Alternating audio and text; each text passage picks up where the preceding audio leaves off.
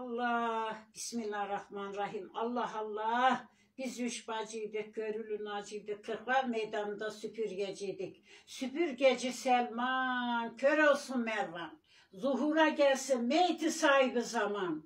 Ber cemali Muhammed, ber kemali İmam Hasan, İmam Hüseyin. Şah-ı Merdan Ali'ye verin selavat. Allah Allah. Allahümme salli ala seyyidine Muhammed ve Ali Muhammed ehlil beyt. Allah'ın selatı selamı ehl-i beytin üstüne, bizim bütün sevenlerin, bütün canların üstüne Allah'ın selatı selamı olsun. Allah Allah. Allah'ın nurları üstüne olsun. Allah Allah. Allah Muhammed aşkını yaz ediyorum, hepinizi Allah'a emanet ediyorum. Allah Allah. Eyvallah.